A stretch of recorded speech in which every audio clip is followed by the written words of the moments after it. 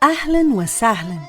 Welcome to the Oriental Café, a podcast where we will sit at the same table to explore the fascinating worlds of Egyptian dance, personal empowerment, and halas, life. I'm your host, Joana Saahirah, world-renowned Oriental dancer, teacher, choreographer, and author, the creator of the pioneering Joana Saahirah's World and Joana Saahirah's Online Dance School. I will meet you at the Oriental Café every 2 weeks, alone or with a guest, sharing intimate yet universal conversations. In agreement or disagreement, we will create bridges and inspire each other, because the world is only one, and so is our human soul. Ready to fall in love? Yalla bina!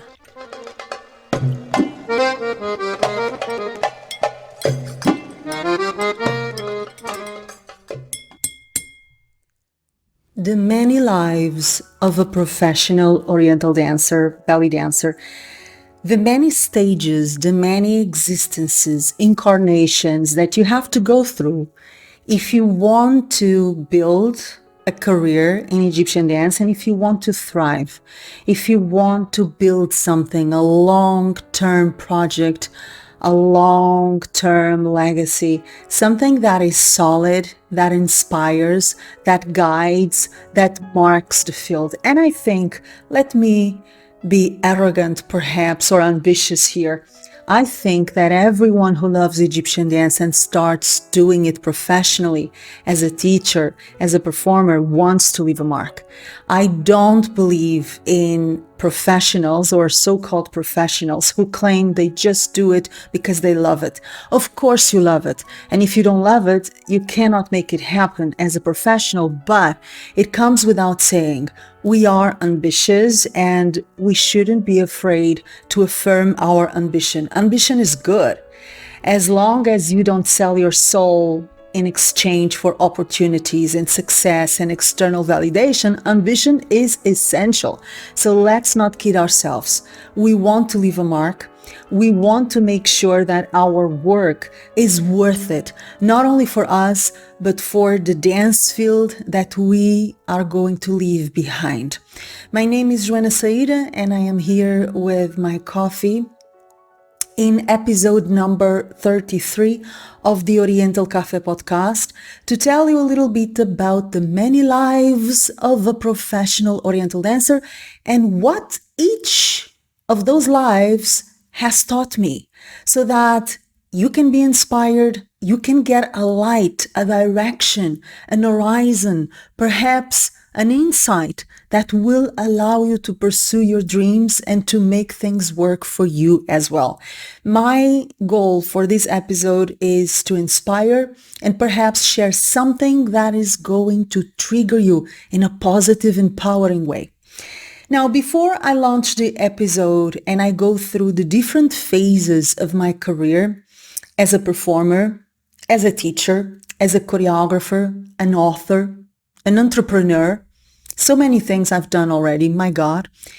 Let me tell you one thing. It is important to detach our sense of identity and self-value from what we do. Why? Point number one, you are not what you do, and your value as a person cannot be measured by what you do or don't do. That's a very common trap we fall into.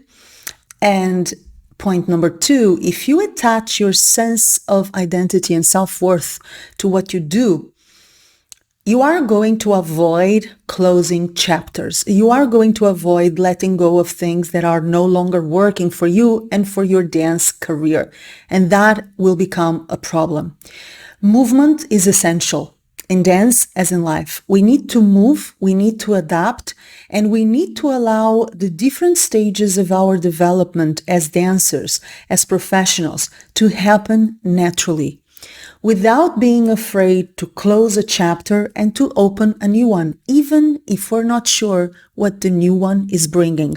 That's part of the job, and that's part of the adventure of being alive, right? You don't know what the next moment will bring. It's a surprise for everyone.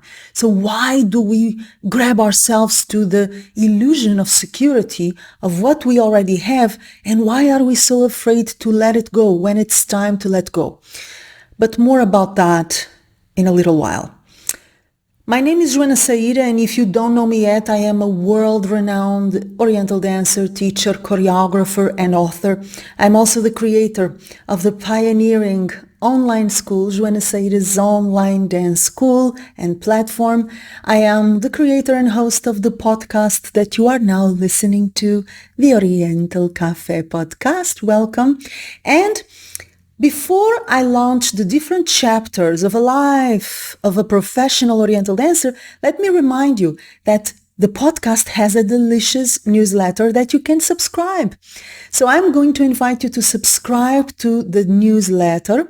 You are going to find the link to do so in the description box below this video if you're watching this episode on YouTube, or in the show notes if you are listening to the episode in the audio platforms. I'm also going to invite you to claim a couple of free goodies that I'm sharing with this episode about the art, the skill, and the guts of becoming a professional Oriental dancer, performer, and teacher. I am going to share a link for more information about my professional mastermind program, where I co-create a professional level course and performance with a specific dancer, discovering what she or he has of unique as a teacher, as a performer. And I'm also going to share a couple of free goodies on what to do before you launch yourself professionally, and a checklist with a few principles of successful professional Oriental dancers. All of these free goodies and the information about my professional mastermind program are exactly where you think they are, in the description box or in the show notes below this episode. Now that we took all of this logistic, all of this protocol out of the way, let's dive into the episode itself. What are the different lives of a professional Oriental dancer or belly dancer? I'm going to tell you about my path, my roadmap. It doesn't mean it's going to look exactly like yours, but you are going to find similarities. If you are on your way to become a professional Oriental dancer or a professional anything, I believe you are going to find inspiration and insights in what I'm about to share. My career started in my homeland in Portugal, where there was nothing. Yes, that's exactly how I'm starting. There was nothing. A couple of teachers, huge, beautiful teachers, came to Portugal once in a while. That was Shokri Mohammed, who became my first official teacher, and Priska Diedrich, a wonderful German teacher who enchanted everyone. But they came very once in a while, sparsely, 1 time per year, 2 times per year. If they came, there was no market for Egyptian dance, for performers or for teachers when I started. Naturally, people told me, you're crazy to even attempt this. Nobody's gonna pay you to perform Egyptian dance. Nobody's gonna pay you to teach Egyptian dance because there is no need in the market. There is no market yet for that. And my answer to these voices is the answer that I give to students who I trained nowadays, the dancers that I meet in my private coaching programs, in my professional mastermind program, in my school. I tell them, if the market is not there yet, it doesn't mean it's not supposed to be there. The thing is, someone has to create it. This is why there are pioneers and there are followers. Someone has to be the first. Before there was a market for furniture, there was no market for furniture. Before there was a market for umbrellas, there was no market for umbrellas. Someone had to have the idea, see the value in it, see the benefits it could bring to the users, and say, you know what? Although this doesn't exist yet, it's going to start to exist because I am going to initiate it. I am going to create it from scratch. And that's exactly what I did. That was the beginning. Of course, I was coming and going from Egypt. I was a student of Egyptian dance, an actress as well. I was deeply involved with Egyptian dance by then because once I fell in love with this dance, I went obsessively into it. So by the time I started teaching and performing in Portugal against all advice and all odds, I had gone to Egypt for studies, studying the music, the dance, the culture, the language, the politics, everything, and a pair of boots. I was already deeply involved with the craft, and I knew exactly what made Egyptian dance so beautiful, so precious, and what were the effects of that dance on people. May that be the effects on an audience if you're performing, or the effects on a student or students if you're teaching. I was well aware of the value of it. And this is an important point because I often see dancers who love Egyptian dance and they want to make it professionally, but they're not aware of the value of the dance. They know they love it, but that's something else. Okay, I can love ice cream, but I cannot tell you ice cream is very good for your health and it has a lot of benefits because it doesn't. And I love ice cream nonetheless, right? So we have to distinguish something that we love from something that we love and is valuable to others. How is this valuable to others? How can this inspire, impact, move, benefit others? This is one of the many transition points I work on when I train dancers from amateurs to professionals in my programs. It is one of the points that all of us, including myself, struggle with, which is we think instinctively that loving it is enough. I love it and it's so good. It makes me feel so good. That's enough for me to do it professionally. And it's not. There is a mindset of the amateur and the mindset of the professional. The mindset of the professional thinks about what I love, what is good for me, but also the people I'm going to serve. Is this good for other people? How is this good for other people? How is this useful? What is the value that my performances, my courses, my classes is bringing to other people? What is it that I'm delivering of value? If you don't have this clear in your mind and in your heart, it's really hard to launch yourself as a teacher, as a performer, a choreographer, whatever you want to do. Because if you don't see the value in it, others will not see it either. This is a tweetable. Let me repeat. If you don't see the value in it, others are not going to see it as well.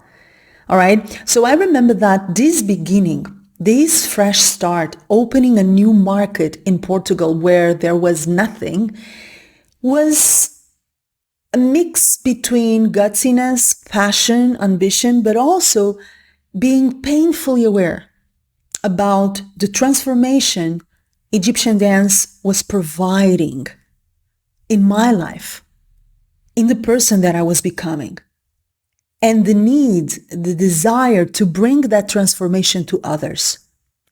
That was my beginning. I'm not going to say it was easy. It was really hard. I worked my derriere off. Okay, at some point, I remember I started fainting. Yeah, it's not cool. Fainting of exhaustion because I was working so much. I was working as an actress. I started working as a dancer, organizing events, being hired to perform, being hired to teach, and it didn't stop. It kept growing and growing and growing. For almost 2 years, I worked non-stop in the creation of a market that was not there. It didn't exist. It started to exist once I created it. And why am I telling you this? Once again, I meet so many dancers that tell me, Joana, but I wish I could do this, but in my town, we don't have this, we don't have that. People are not interested. Of course they're not interested. Why should they be? Most people don't even know what Egyptian dance is. Of course they're not interested. You have to make them interested. You have to show them what Egyptian dance is, why it's interesting, why it's valuable, and what it can do for them. That's your job.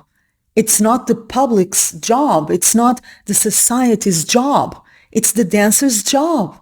Okay? So remove yourself from your shoes and put yourself in the shoes of others, what I call outsiders, people who are not involved with Egyptian dance, and start thinking from their perspective.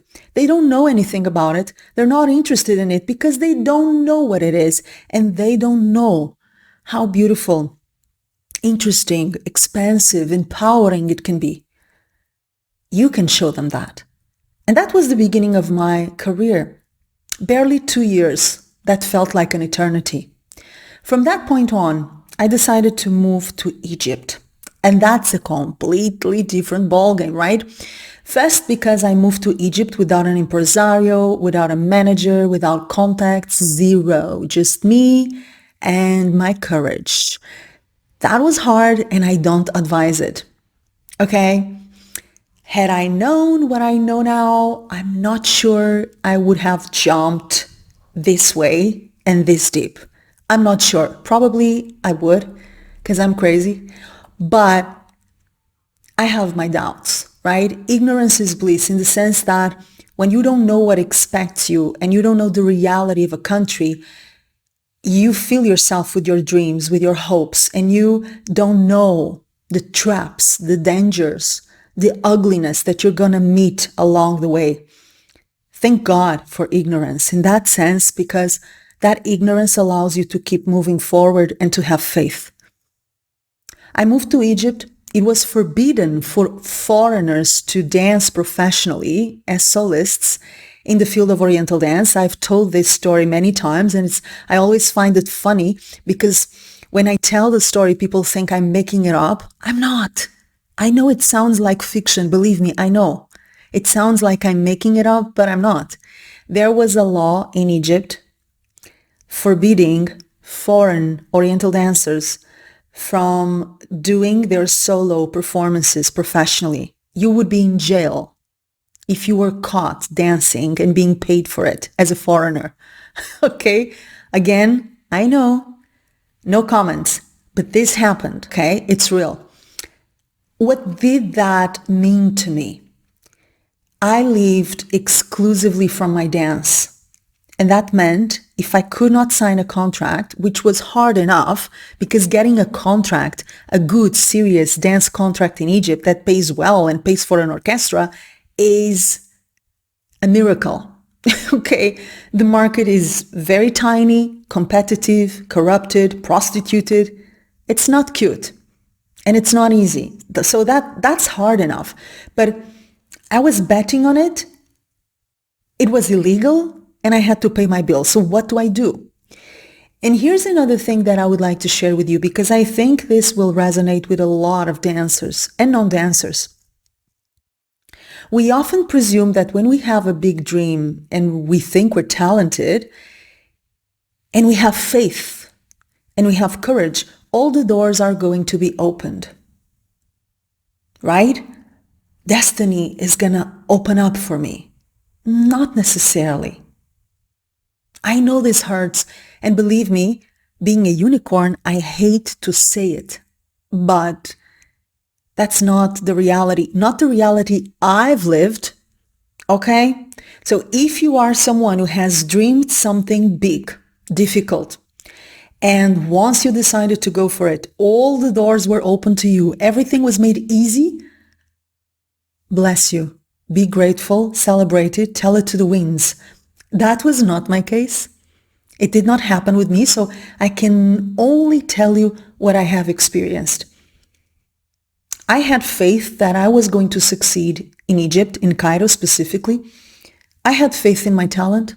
I had faith that there was something unique in me that I could capitalize, that I could explore, that I could share, that I could use to bring something interesting to the dance field. I had that cockiness. I did. But life did not make it easy. Suddenly, I'm in Cairo. I'm alone. It's illegal to do what I came to do, and I still have to pay my bills, and there is no one backing me up financially. No family, no boyfriend, no sugar daddy, no rich Arab guy, no convenient Egyptian marriage, nothing. None of those usual dramas and Mexican comedies. None of it happened with me because I had nothing to do with it. I had no interest in it. I did not want to marry an Egyptian guy to get the nationality and to get legal benefits. I did not want to marry a rich, influential Besha to have my life made easy. That's not who I am. And I am hated for it, for not being that kind of dancer. I'm hated for it, but I'm okay being hated for being the kind of person that I'm proud of. I'm very okay with that. I decided to open my wings, ask for references, ask around. I asked my Bedla designer. I asked a well-known teacher in Cairo. I asked basically everyone I met along the way, what can I do? Do you have contacts of other works, other things that I can do? I ended up doing video clips. I ended up working on Samir Sabri's show, a very famous show in Egypt, television. I ended up going to Oman to dance for Sultan Qaboos with an Egyptian troupe. I ended up performing in a nightclub with a full orchestra in Beirut, Lebanon. My God, I ended up in many places because I said, you know what?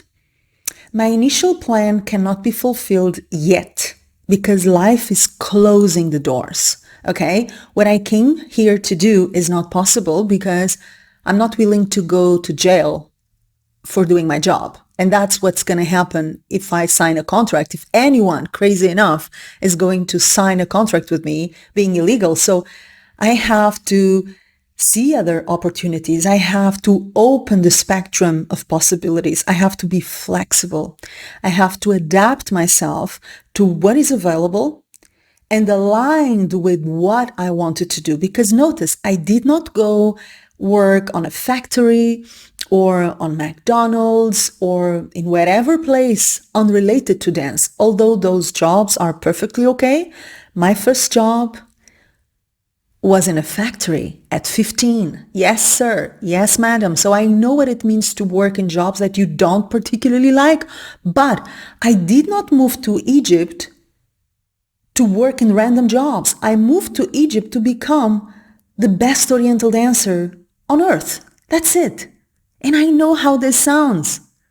It sounds ambitious, but I am ambitious. And I aim high. It doesn't mean I'm going to achieve it, but I aim high and I work for it. And on that path to becoming the best Oriental dancer I could ever be, life was telling me, no, you can't. No, not yet. Not as easy as you think it would be. Life had a way of making me humble, making me adaptable, making me fluid, because I had no other choice. Well, in fact, I had a choice. I could wrap my tail around my legs and go back to my country defeated, but that's not me either. So I said, this law forbidding foreigners from doing solo performances in Oriental dance came and it's going to go away. Don't ask me how I knew it. I just knew it, okay? And when that happens, I am going to fight. I am going to conquer my contract. Not because I'm going to sleep with a manager, not because I'm going to go out with a big boss, but because I'm a dancer who deserves this opportunity and who is going to do valuable work. That's it. And that's exactly what happened. After a couple of years of coming and going, Lebanon, Oman, television, video clips, working with a folkloric troupe all over Egypt, my God, a lot of fun. I have to confess, a lot of fun. Not much money involved in it, at least in Egypt, but a lot of fun and a lot of learning, right? Because all these parallel jobs that I did not plan for were giving me experience. They were teaching me. They were preparing me for the big break. When that law was finally off, I could propose myself to auditions, okay? And that's how I did it. Now, I know this scares a lot of dancers. They would rather have someone helping them and pushing them forward. Point number one, you don't always have that help. Point number two, when that help comes, it's usually with a cost. It comes with a price. There are no free lunches, especially in Egypt. So you gotta know, what is it that I have to do in return for this favor? And I bet you it's not a nice thing. It's not nice. So watch out for, I'm gonna do it for you, I'm gonna make you a star. Always ask, why would you make me a star? In exchange for what, baby? Very important, okay? And also because you have to notice that doing it the right way, doing it through your talent, through your skills, your professionalism, builds character. If there is one thing, and one thing only, I could teach my students and everyone that participates in my work about dream making, making your dance dreams come true, is this. If it doesn't build and elevate your character, it's not worth pursuing. It has to build and elevate your character as a human being. Otherwise, it's not worth it. It's not worth it. You are going to chase a dream and eventually materialize it, but at the cost of what? At the cost of what?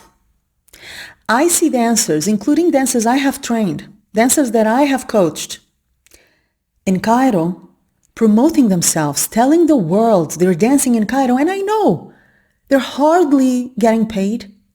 They don't have a proper orchestra. They're working in sleazy, terrible places with prostitutes and pimps. And is that the environment and the life that you want to live? Is that a price that you want to pay? Is that something that makes you proud? I know that appearances are important, especially now with social media. Whatever you appear to be, that's it, right? Wrong. Because in the end of the day, you have to deal with yourself. In the end of the day, you and your consciousness have to get along. So I say, if it doesn't support and elevate your character building, don't do it. Okay? I went knocking door to door, proposing myself for auditions. Remember, after a couple of years of roaming around and adapting and going with the tide and surfing the waves as they came and doing odd jobs here and there, even outside of Egypt to survive and pay my bills, right? This is real life. You have to survive. When the chance came and the law allowed me, thank you very much, to propose myself for auditions, that's exactly what I did. I went knocking on the doors of the places where I wanted to perform by myself with a curriculum, useless, but still a curriculum in my hand. And I told whoever was in charge, this is me, this is what I do, and I would love to audition to work in your venue. I have shared this story many times. Here's just one thing I'm going to tell you. In all those occasions where I knocked on every door, I realized that the way Egyptians see Egyptian dance still is quite different from the way I see it. Oriental dancers, especially the professional Oriental dancers, are not respected. They're seen like prostitutes or worse. The field itself operates with a lot of corruption, prostitution, influence, favor exchange, a lot of monkey business. And once again, I had a problem. I really wanted to make it happen, but I did not want to become the kind of person I disrespect. So how do you do that? You cry a lot. You bump your head against the wall a lot, as I did. And you say, you know what? I'm going to keep going. And there will come one moment, 1 second, one person, one opportunity that is going to be fair, it is going to be clean, and I'm gonna grab it. That's exactly what happened. Eventually, I knocked on the door of a place that was at the time run by a beautiful gentleman called Chaudhry, Mr. Chaudhry, an Indian gentleman who ran the Oberoi hotels and other establishments in Egypt. He was correct, he was professional, he was elegant, and he was fair. So he told me, Joana, our schedule is full, we don't need more dancers, but if you can fill the house every night for a week, not with tourists, with locals, we will consider it. We will consider it. So I'm going to give you a couple of days. You're going to do it. Let's see how it goes. And if people fill the house during the week and they keep calling your name, they keep asking for your name at the reservation desk, we are going to sign a contract. If they don't, I'm not going to sign a contract because I don't need other average dancer. We have average dancers. You're either extraordinary and you are going to bring extra business to the place, or there's no reason why I should hire you. Oh my God. You have no idea. I wanted to praise the Hindu gods. I wanted to go to India and make a peregrination. I wanted to yell. I wanted to sing to the gods, to the sky. Who is this man? Who is this man who is not arresting me? Who is giving me a fair, cold chance? I love them ever since. Needless to say, I respect him a lot. I don't believe my career would exist without this person, because he was the first, and I may say the only one, at least in Egypt, that opened the door in a fair, honest, and clean way. From that point on, I never stopped. Now, here's an interesting thing about this particular phase of my career. What made it work was not only the persistence, the talent, eventual talent, the way I gathered the musicians, the originality of the shows. What made it work, and I know this is going to be important for a lot of you guys, what made it work was the fact that instead of doing what everyone else was doing, I looked within and looked at my musicians and decided to do what we loved, mostly what I loved, what I felt I needed and wanted to do. Of course, I was aware that I was still a beginner in terms of Egyptian dance, music, and culture. There was so much I ignored, but I also knew that instinct, intuition, heart, soul, what calls you from the guts has power. So I decided, you know what? I'm going to take the failures if they come. I'm going to take the ridicule if it comes, but I'm going to do what's in my heart. I don't care what other dancers in the market are doing. I'm going to do my thing. Yes, it's risky. Of course it's risky. And it takes a lot of guts and independence and stubbornness even, because I did things in my show in Cairo in the beginning and throughout the almost 10 years that I performed there daily, that even my musicians told me I shouldn't do it, right? The Beledi Awedi, for instance, which became one of my strongest points, one of the things that people came to Egypt to watch in my shows. I was initially told that's a bad idea, Juju, because nobody wants to see a star looking like a Beledi woman. You're supposed to look like a diva. You're not supposed to look like a common Egyptian woman. And the Beledi Awedi comes from Beledi people, simple people, poor people. It's not good for your image, Juju. I'm a foreigner. Forgive me if I don't have your prejudices. I have my prejudices, okay? Each culture has its own software. Meshi, my software is not the same of the software in Egypt. So for me, it's perfectly okay to be seen as a Beledi, common Egyptian woman. I come from humble origins. I come from poor people. I'm very proud of my family and my upbringing. Honest, hardworking people. I'm very proud of it. I don't have any ambition to look fancy or cool or rich. It's not my jam. It has never been. I see no value in it. So I said, okay, I'm going to do it anyway. And if it doesn't work, it doesn't work. I will pay the fatura. I will pay the receipt. No problem. It's my show. I'm going to do what I like. I did it. It was a huge success. And the rest is history. So, again, what does that tell us? Have the humbleness to hear the ones who wish you well and learn. But in the end of the day, it's your dance, it's your dream, it's your work. If it doesn't come from within, it's not going to have the impact that you want it to have. It's worth the risk of not pleasing everyone. It's worth the risk of being criticized. Who isn't? If you do whatever you do, you're going to be criticized. So do it and don't care. Let them talk. Let the dogs bark. Keep moving forward. You cannot stop the world from being whatever it is. But you can decide, this is my dance, this is my project, this is what I want to do, this is what I believe, and this is what I think will bring a benefit to the ones who enjoy my work. So let's go full circle into the beginning of this episode. Remember I told you about thinking, what is the benefit in this, right? Loving the dance is not enough. You have to know the benefit it offers to others and then bring it out, offer it consciously. That applies to performances as well.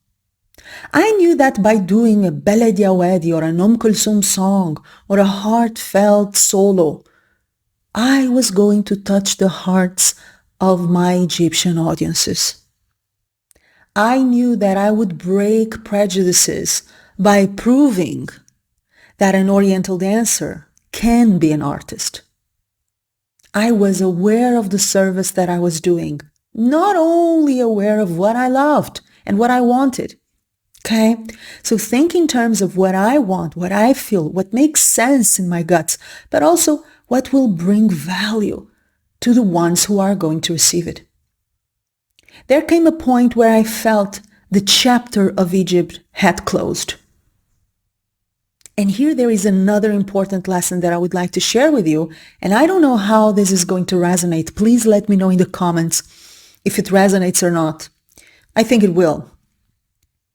It is hard to initiate a new chapter, but sometimes it's even harder to close it, especially if you're closing it on a high note. You're closing it successful, at the top, happy, fulfilled. There was a time when I felt the chapter of my career in Egypt had ended. I was not evolving anymore. I was not learning anymore. I was starting to repeat myself. I was starting to get too comfortable. And to be honest, I looked at my private life and I wasn't satisfied with it. I thought, I have no private life. I have no fulfilling relationships. I live for my work. Is that a life I want to live forever? Does this mean that I'm successful as a human being, not only successful as a dancer, but am I leading a successful life if I don't even have time or space for a boyfriend, a husband, a family, real friends, real relationships, time with myself? I started to feel dissatisfied and nurturing this sensation of something that is over. But of course, internally, I battled with the fact that I had worked so hard to achieve that stability, that success. I remember that in 2010, I opened the Ahlan wa Sahlan Festival by Madame Rakia Hassan, and she came to me at that festival, thanking me for coming and doing the show. I thanked her for the invitation, of course. And she told me, I never thought you could get so far, this far. You made it.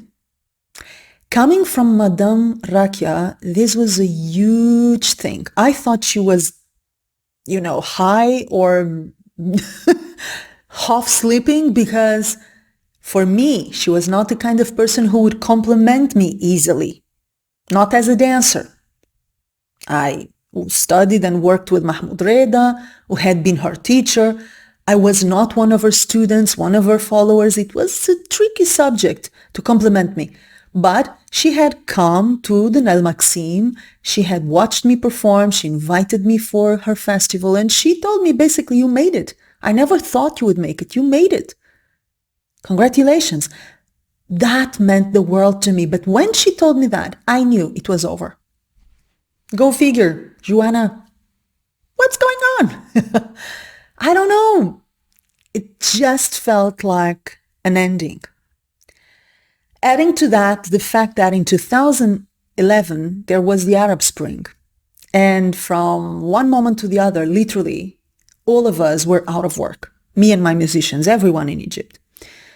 I had danced, I had performed, as I usually did, the night before the big explosion in Tahrir Square, when the Arab Revolution, the Arab Spring exploded in Cairo. I live just a few kilometers in Zamalek, a few kilometers from Midan Tahrir, and I could hear the chants and the feet stomping on the floor from my window. And I knew, okay, the chapter is officially closed. Not only because there was no work anymore. Entertainment, dance, music stopped for more than 1 year in Egypt because of the Arab Spring, but I had already felt it was over. That was not new. It was just a confirmation. It was just a push to do something that I already knew I had to do, close a chapter. And it was hard. During all those years I performed in Egypt, I had built relationships with my musicians. They became my second family. Relationship with Mahmoud Reda, about whom I speak frequently, the father of Egyptian folklore, my dearest long-term teacher, friend, someone I studied with and then worked with, learned with, laughed with, sang with.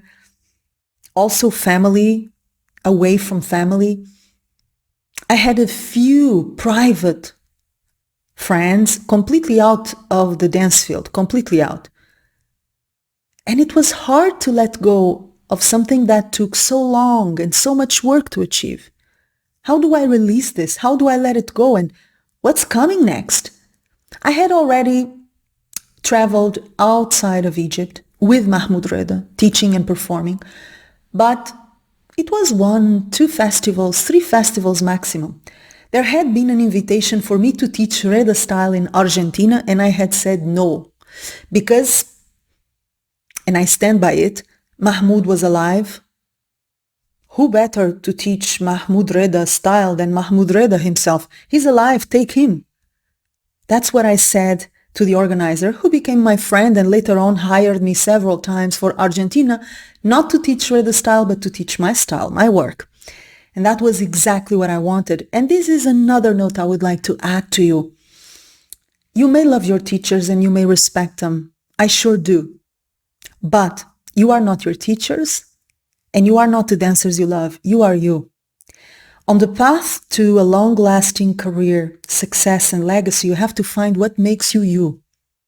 You have to find your language within the language of Egyptian dance.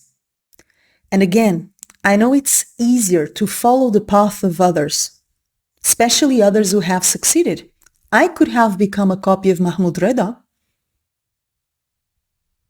He probably bet on it with all his love, and a lot of people around bet on it too. Damn it. Many dancers who studied with Mahmoud and worked with Mahmoud became Reda-style teachers and dancers. That's all they do. But that's not me.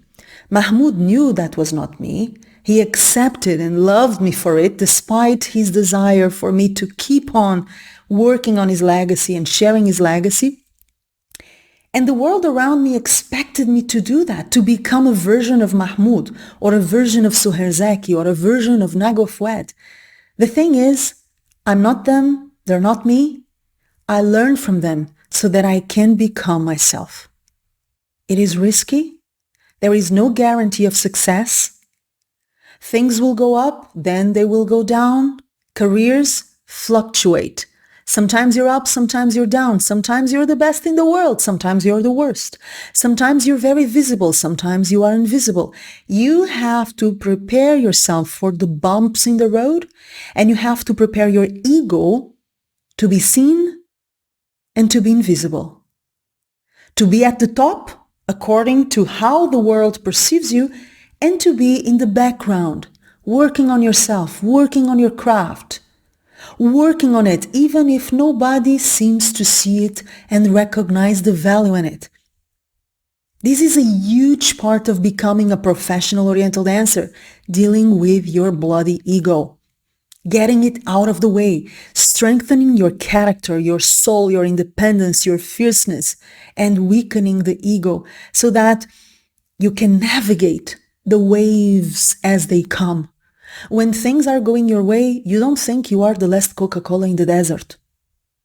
And when things are not going your way, you still know you're the woman, you're the thing. You still know, because you're not depending on external validation. You're not measuring yourself and your worth as a dancer, as a teacher, as an author, whatever you do, depending on the validation of others.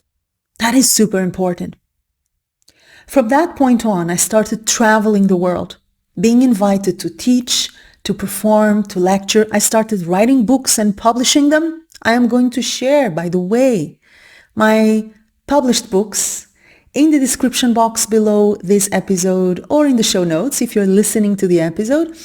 I started expanding my world. I had lived in my Egyptian cocoon for such a long time, and frankly, I knew it was over, and I knew it was time to spread my wings and share what I had learned in those 13 years, 14 years in Egypt, coming and going, with the entire world.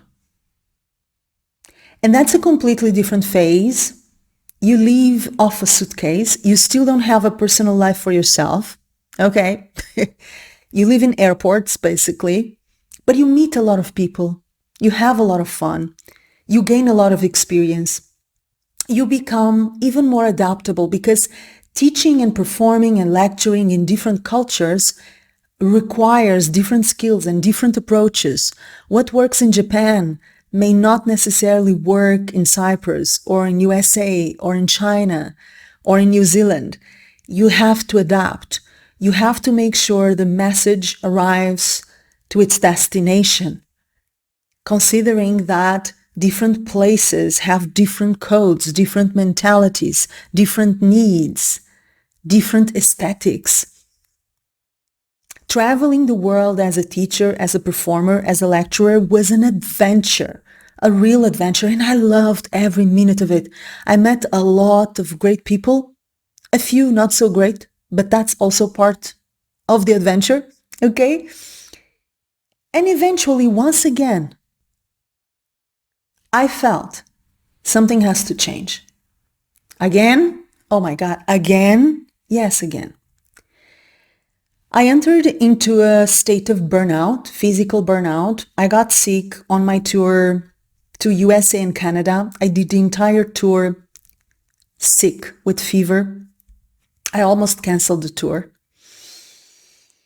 And once again, I had to struggle with this decision of letting go what I had conquered and starting something that I did not know what it was. If I'm not performing in Egypt, if I'm not teaching, performing, lecturing around the world, which is, by the way, the maximum most Oriental dancers, or I would say all Oriental dancers, crave for, ambition, what is it exactly that I'm going to do? What's more to do? I don't know, And then an old conversation with Mahmoud Reda came to my mind. He used to tell me, Joana, you need to have a school. You need to teach. You need to have a school. You need to bring all that you know to other people. And I always told Mahmoud, not yet. This is not the time, and I don't want to be stuck to a specific physical place. I don't want that limitation. I don't want that physical prison. And then I thought, what if I create an online school? And remember, this is way before the online platform craziness. I'm talking about 2017. Okay? I thought, what if I bring all this experience I have gathered in Egypt, in Lebanon, in Oman, around the world, to a school online that I can operate from any point in the world and through which I can reach thousands of women and men. What if? Obviously, closed doors, right? Of course, closed doors. I had no idea how to do that. I had no technical skills. I lived in a very reclusive, cave-like house in nature. That's what I did when I felt I needed to recover from my burnout. I retreated into a cave in the woods. This is real. Again, I'm not making this up. There was no internet coverage there. There was not even mobile phone coverage there. That's how remote it was. So how can I start doing this if I don't even have internet here?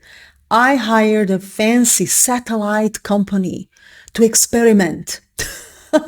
And they came to my cave in the middle of the mountain. And they installed an antenna that failed most of the time, but worked sometimes. And that's how my first online classes, the beginning of what would become Joana Saahirah's online dance school, was born. Me, alone in the woods, in the mountain and river. That was me, with a satellite antenna that was failing all the time, starting something that once again, nobody, myself included, believed it would work. The thing is, my work as a teacher, not only as a performer, was already known around the world because remember, I had worked all these years in Egypt and then all these years around the world. People knew my work. So when I started launching my first classes, people appeared. The students appeared. I did not have to pay for promotions or kill myself shooting videos, promotions, and tutorials, and it was very organic. And this was the beginning of what is today a global online platform and school known as Joana Saahirah's World and Joana Saahirah's Online Dance School. Now, what is the gem? What is the most important thing that I would like you to retain from this episode? First, I would like you to retain that you should be subscribing to the podcast newsletter and you should be claiming your free goodies if you're thinking about transitioning from being an amateur to being a professional Oriental dancer, teacher, and performer. All the information about your free goodies and our newsletter in the description box below this video or in the show notes. But another gem from this episode is having a clear vision of what you want for yourself, making sure that you're craving your dream and not the dream of other people. Alert, red alert, very important. Is this my dream? Or is this the dream others are pursuing and I think I must pursue it as well? Because if they're pursuing it, it must be worth pursuing it. You get my point. You know what I mean. Make sure it's your dream. Make sure it's clear and get started with a sense of confidence in yourself and a sense of humbleness. The world doesn't owe you anything and doors will not be necessarily opened. You have to work for what you want, sacrifice for what you want, be willing to try again, fall, fail, try another time, go to the right, go to the left, and pursue it. Hopefully with integrity, with honesty, with self-respect, and respect for others. That is the gem. For more information on how to make your dance dreams come true, once again, I am going to invite you to check my professional mastermind program. It is 100% personalized. I work one-on-one, face-to-face with a specific dancer who dreams about becoming a professional teacher, performer, or one of them, and I build a professional level course and performance with this dancer. Not only building it, but knowing how to present it, how to pitch it, how to sell it, how to promote it, how to get things in motion. Stop dreaming about it, stop wishing for it, stop talking about it, stop hating on dancers who are doing it, and do it. Life is short and it passes you by. Procrastination is over, baby. All the information about the Professional Mastermind and your bonus PDF with 5 principles of successful professional Oriental dancers and what you need to know before you launch yourself professionally, all of it is in the description box below this video, or you already know, in the show notes. This is it. Make sure you like this episode if you liked it. Rate the podcast, follow the podcast, share it with your dance peeps because it helps benefiting, inspiring other people, and it helps the podcast, which is done with so much love, solo, with guests, for free. This is valuable, precious content for free. Reward the work that we put into it by liking it, rating it, following it, commenting on it, and sharing it with your dance peeps. Last but not least, jump in the comments below and let me know, what is it from everything I have shared in this episode that resonated the most with you? What is it that marked you, that inspired you, that triggered you in a positive way? I want to know what that is, your biggest insight from episode number 33 of the Oriental Café podcast. Needless to say, I am going to meet you in 2 weeks at episode number 34 with a very special guest that you are going to love. We only receive soulful, juicy folks here, and you love it. You love us, I know. Like the episode and wait for the upcoming episode of the Oriental Café podcast with someone that is going to inspire you. Love you, see you, and dance with you soon. Mwah.